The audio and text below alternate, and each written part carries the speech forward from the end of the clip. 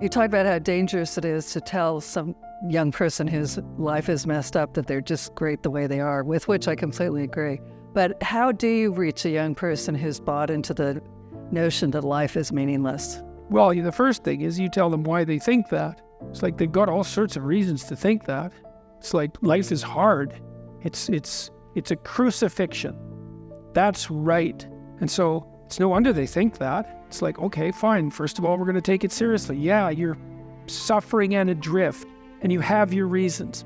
And so you take those reasons seriously, and you say, despite that, there's more to you than you think.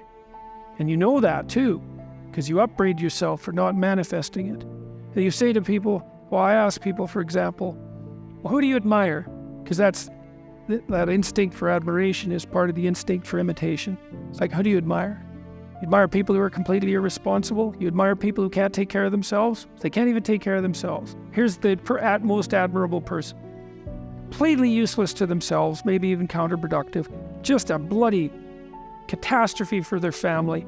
And like, what would you call a social danger? Like, no one admires that. No one admires that. It's like you start minimally. Can you take care of yourself?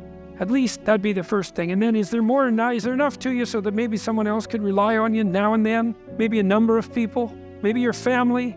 You could be the glue that holds them together and mends them. And then maybe there could be more to you than that. Maybe you could be someone for your community. And God only knows how far you could go with that. Those are the people you admire. It's like, well, try that out. See what happens. Start locally. Carl Jung said, this is one of my favorite Carl Jung quotes, said, modern man does not see God because he will not look low enough. I really like that.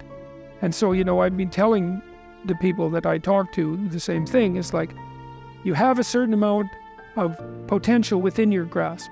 You may find what you have contemptible because you're not in a position of power. This modicum of possibility that's been granted to you is beneath you. And so you do nothing with it. And so you get nothing from it. You take that seriously. You do the small things you can, the humble things that you can to put yourself together in those tiny, embarrassing ways that are real. And if you do that enough, you'll fortify yourself. And that will work. And, one of the things that's been unbelievably heartening to me, it's ridiculous, really. Like, normally now, if I go out during the day, if I go to any city, I've been to like 150 cities in the last year. And if I'm walking around on the street or in an airport, someone will come up to me about every 10 minutes or so.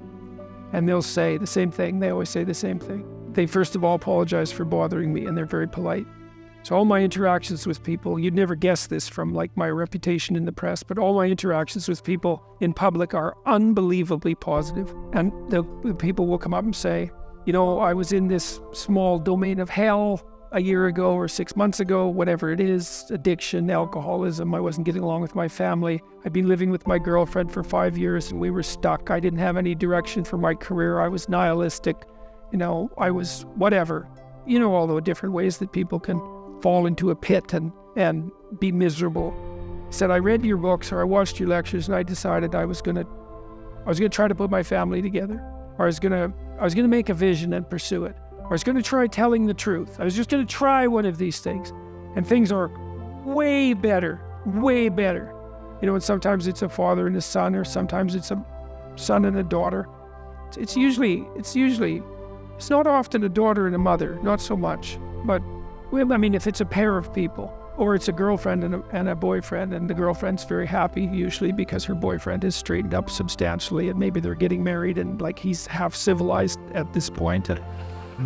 But it's an unbelievably positive thing to see, and it's a real thing. It's like it's so interesting to watch the fact that all people have to do is put some of these things into practice, and all of a sudden that little modicum of potential that they had, because they got humble enough to deal with it properly, starts to expand and expand. Like I believe, and I do believe this, and I think this is part of the Christian message fundamentally, is that there's actually no limit to that expansion. Because in some sense, like we are this weird combination of finite and infinite. Like we're related to the infinite in some manner, obviously, because the infinite exists and here we are, and so we're related to it in some manner, and I don't know what manner that is, but I don't know what the limits are. It's like if you were the best person you could be. No, truly, if you decided to live by truth and to aim at the good, and you really did that, you put your whole heart and soul into it. Like that's what you were staking your life on, because you're staking your life on something. Who the hell could you be? And no one knows, you know. You know perfectly well you could be far more than you are.